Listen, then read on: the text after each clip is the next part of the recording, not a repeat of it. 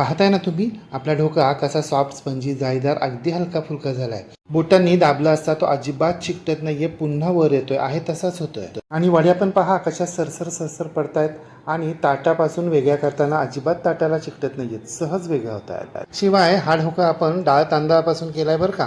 आणि डाळ तांदळापासून केला असला तरी यामध्ये आपण सायट्रिक ॲसिड आणि इनोचा अजिबात वापर केलेला नाहीये. अगदी पारंपरिक नैसर्गिक पद्धतीने आपण हा ढोकळा तयार केलाय, त्यामुळे शरीरासाठी हा अजिबात घातक नाहीये. हो, परंतु चवीला मात्र अगदी मार्केटसारखा गोड, आंबट, तिखट, चटपटीत आणि खाताना घासही मुळीच बसणार नाही.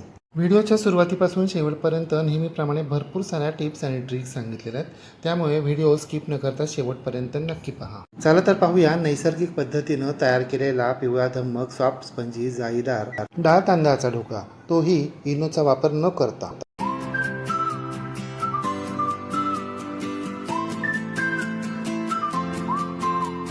पारंपरिक पद्धतीने डाळ तांदळाचा ढोकळा करण्यासाठी काय काय साहित्य लागतं ते प्रथम आपण पाहूया. हे डाळ तांदळाचा ढोकळा करण्यासाठी इथे आपल्याला 2 वाट्या रेशनिंगचे तांदूळ घ्यायचे. मी रेशनिंगच्या तांदळाचा वापर करतोय, परंतु तुम्ही तुमच्याकडे उपलब्ध असलेले जाड, जुने आणि ज्याचा भात अगदी मोकळा फडफडीत होतो ना, तो तांदूळ वापरला तरी चालेल.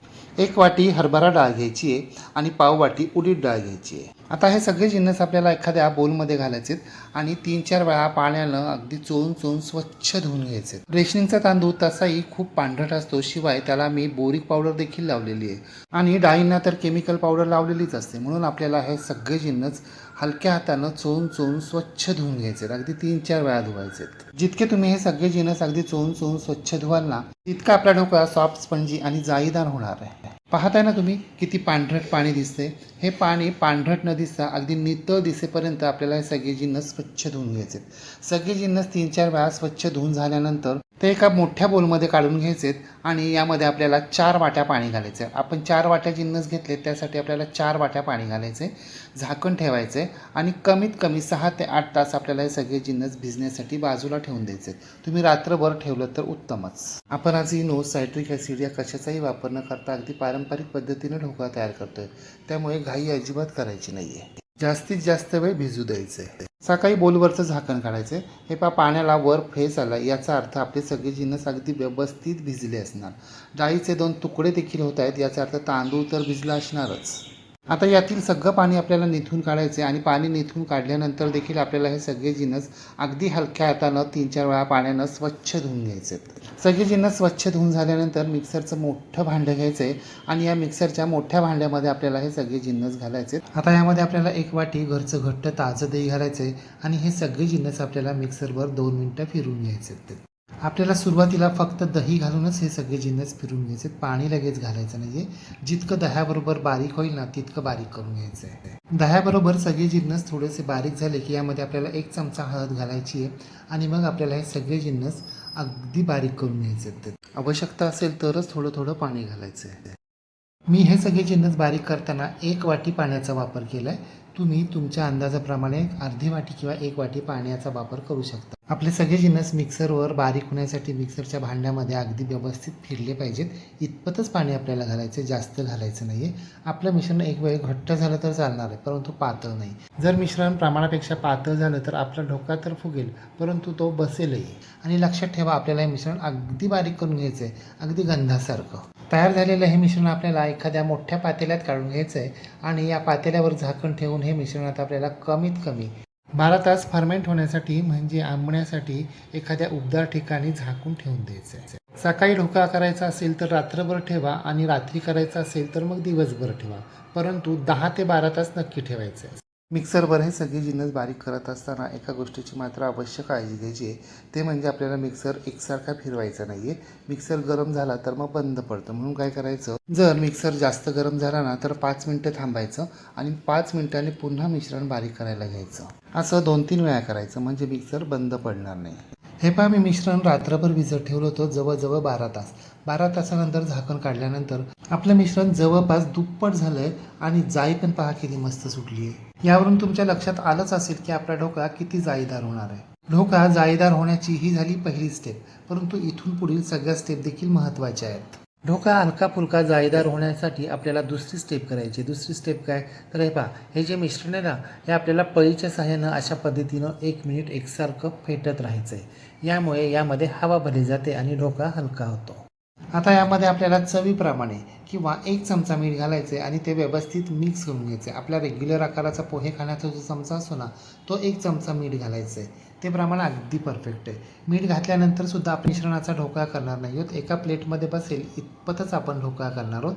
म्हणून काय करायचं, हे जे एकूण मिश्रण आहे ना, यातलं निम्मं मिश्रण आपल्याला दुसऱ्या एका पातेल्यात काढून झाकून बाजूला ठेवून द्यायचं आहे. आता आपल्याला ज्या ताटामध्ये ढोकळा वाफून घ्यायचा आहे ना, त्या ताटाला सगळ्या बाजूंनी अशा प्रकारे तेल लावून घ्यायचं आहे.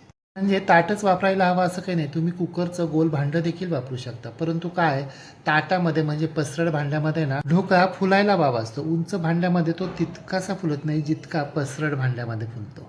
ताटाला तेल लावून झाल्यानंतर ज्यामध्ये आपल्याला ढोकळा स्टीम करायचा आहे ना, त्या स्टीमरमध्ये पाणी गरम करण्यासाठी ठेवायचं आहे. आता आपण ढोकळ्याचं जे निम्म मिश्रण घेतले ना, त्याची कन्सिस्टन्सी आपल्याला चेक करायची. हे पहा, मला मिश्रण थोडंसं घट्ट वाटतंय, म्हणून यामध्ये आपल्याला 2 चमचे पाणी घालायचे आणि ते व्यवस्थित मिक्स करून घ्यायचं आहे. पाणी जरा जपूनच वापरायचं आहे बरं का, नाही तर ढोकळा खाली बसेल. आता मिश्रणाची कन्सिस्टन्सी अगदी परफेक्ट झाली आहे. मध्ये अजिबात तुटत नाही आहे, एकसारखी धार पडते. पळीच्या मागचा लेअर सुद्धा अगदी प्लेन राहतोय. यानंतर मिश्रणामध्ये आपल्याला 2 चमचे तेल घालायचे आणि या तेलावरच आपल्याला 1 चमचा आलं आणि मिरचीची पेस्ट घालायची. आलं आणि मिरचीची पेस्ट नक्की घालायची, यामुळे चव खूपच छान येते. आता हे दोन्ही जिन्नस आपल्याला व्यवस्थित मिक्स करून घ्यायचे आणि पुन्हा एकदा 1 मिनिटभर एकसारखं हे मिश्रण आपल्याला याबरोबर फेटून घ्यायचं आहे. ढोक्याच्या मिश्रणामध्ये जवळपास सगळे जिन्नस घातलेत आणि ते व्यवस्थित मिक्स करून घेतलेत. आता ढोकळा सॉफ्ट स्पंजी जाळीदार होण्यासाठी महत्त्वाचं जिन्नस राहिलं आहे ते म्हणजे सोडा.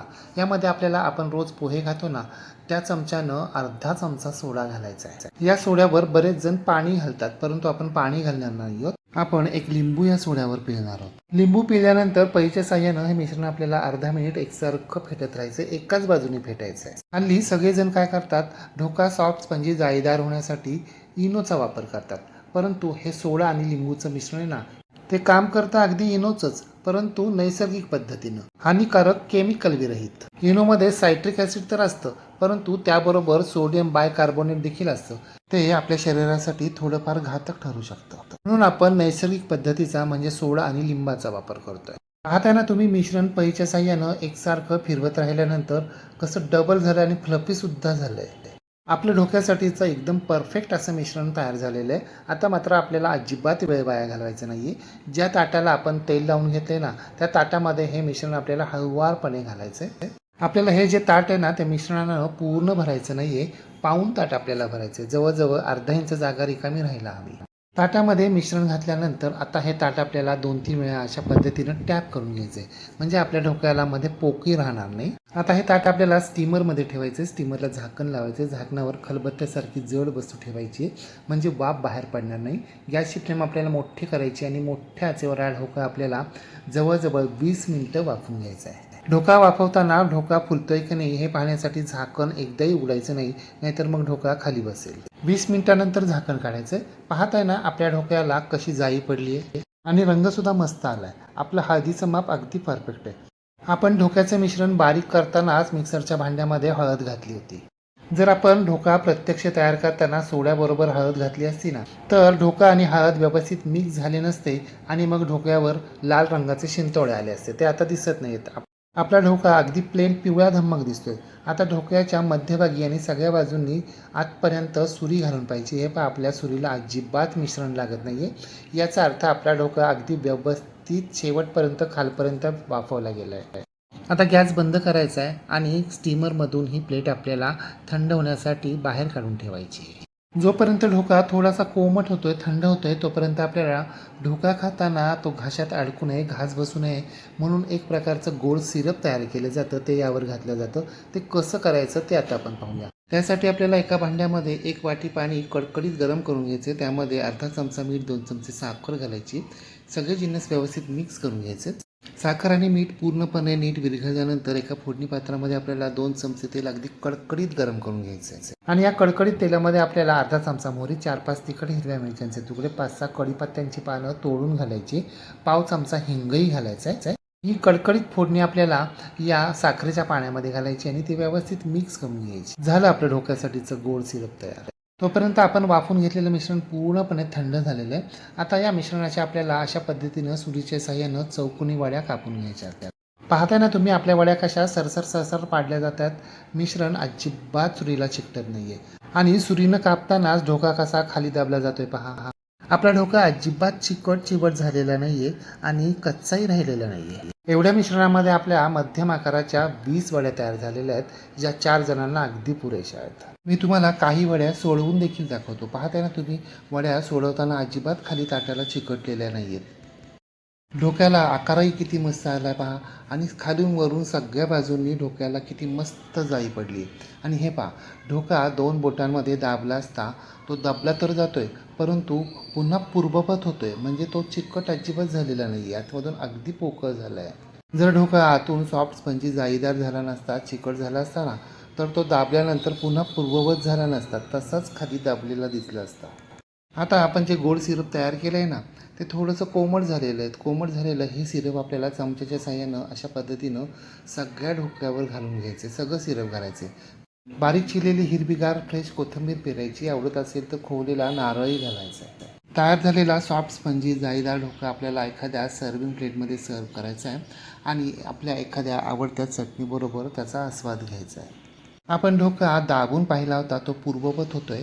आता एक ढोका मी तुम्हाला फोडूनही दाखवतो. पहा बरं, आतमधून कसा सॉफ्ट स्पंजी आणि जाळीदार झाला आहे. कोणाला सांगूनही खरं नाही वाटणार की हा ढोका डाळ तांदळापासून तयार केला आहे आणि ते सुद्धा इनोचा वापर न करता, शिवाय रेशनिंगचे तांदूळ वापरून अगदी नैसर्गिक पद्धतीनं केला आहे. त्यामुळे हा ढोका आपल्याला बाधणार नाही. आहे की नाही करायला सोपा. शिवाय सायट्रिक ॲसिड आणि इनो यांचा वापर न करता देखील किती सॉफ्ट स्पंजी आणि जाळीदार झाला आहे. मग तुम्ही सुद्धा अशा प्रकारे सॉफ्ट स्पंजी जाळीदार ढोका एकदा तरी करून पहा व कसा झाला ते कमेंट बॉक्समध्ये मला नक्की सांगा. रेसिपी आवडल्यास लाईक शेअर कमेंट करायला विसरू नका. आणि हो, तुम्ही जर अजूनही गृहविष्णू किचन चॅनलला सबस्क्राईब केलं नसेल तर प्लीज नक्की सबस्क्राईब करा.